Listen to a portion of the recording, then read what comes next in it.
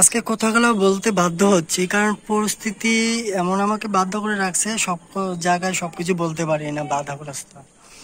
তো এমন বর্তমান পরিস্থিতি, এই পরিস্থিতিতে আসলে কথা না বলে থাকতে পারতেছি না, যেহেতু প্রতিবাদ করতেছে।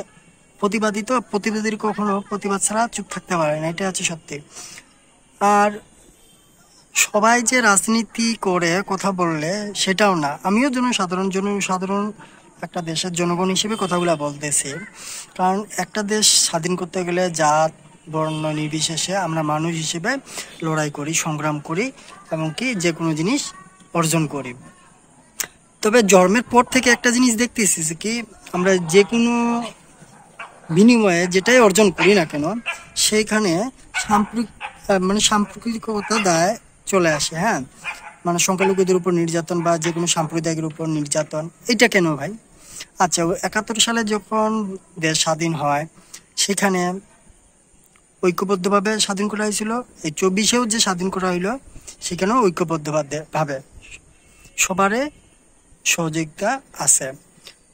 যেমন এইটাতে আমিও সাপোর্ট দিয়েছিলাম, পরবর্তীতে নিজেরও মন ভাঙে গেছে, খুশি ছিলাম, ভালো ছিলাম। এক না একতন্ত্র সবকিছু ভালো না। এবং যে বর্তমানে পরিস্থিতি চলতেছে বা এমনকি এটা রাজনীতিক ক্ষেত্রে প্রতিনিয়ত যে ঘটনাগুলো ঘটে, ছোট থেকে দেখে আসতেছি, তো সেগুলো আজকে সব বলতে চাচ্ছি। সেটা হচ্ছে কি, দেখুন, আমার কথা হচ্ছে সাম্প্রতিকতার বা সাম্প্রতিকতা নিজের নিয়ে কেন কথা হবে বা কেন আসবে? যে এই দেশ তো অবশ্যই গণতান্ত্রিক, সবার বাক শক্তি আছে কথা বলার। সেখানে সংখ্যালঘুরা ভয় থাকে কেন? বা কিছু বলতে গেলে তাদেরকে গুম করানো হয়, বা যে কোনো একটা রাজনৈতিক ক্ষেত্রে হোক বা সাম্প্রদায়িক জেরে হোক, কেউ কথা বলতে গেলে গুম করা হয়। এই স্বাধীনতাটা কেন থাকে না সব ধর্ম অবলম্বনদের মাঝে?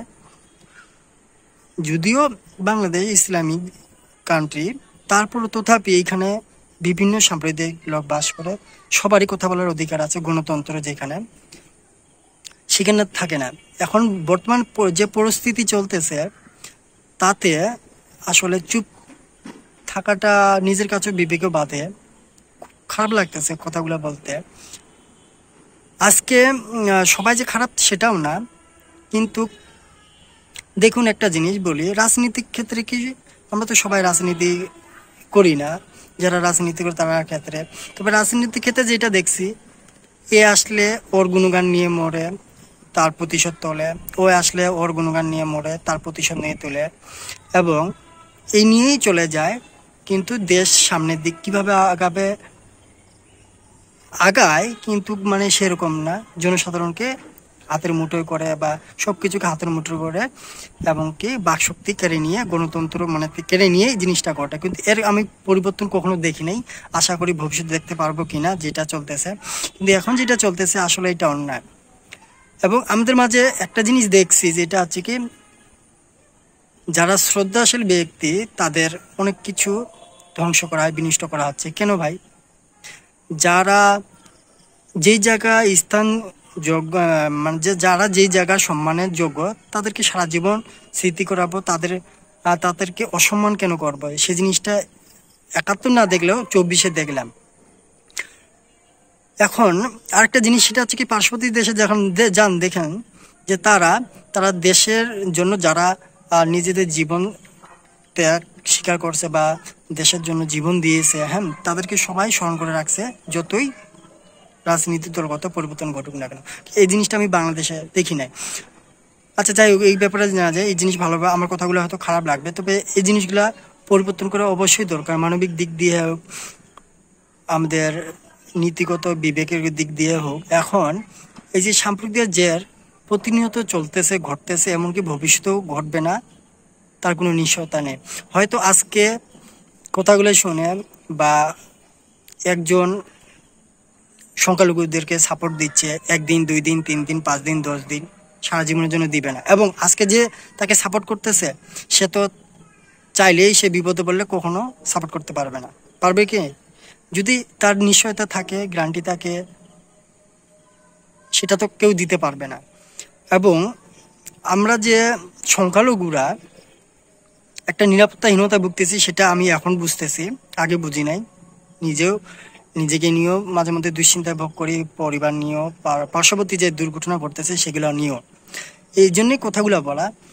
এখন কথাগুলো আসলে অনেক কিছু বলার আছে, তো তারপরেও বলতে পারি না, অনেক কারণবশত, পরিস্থিতি বশত সেগুলো বুঝতেছে না। আর আমাদের হিন্দুদের একটাই দোষ, সেটা হচ্ছে কি, আমরা নিজেদের পেটটাই বুঝি, স্বার্থবাদী বুঝি। আমাদের হিন্দু লিডার কি আছে না না আছে, আমার তো মনে হয় হচ্ছে দুমুখা সাপ।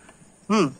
মিথ্যাচার লুকাইয়া নিজের স্বার্থটাই বুঝে, যদি বুঝতো তাহলে গরিব দুঃখীর মানুষের পাশে নিয়ে কথা বলতো। আর মিডিয়াগুলোও জানি না, এখানেও ষড়যন্ত্র আছে অবশ্যই।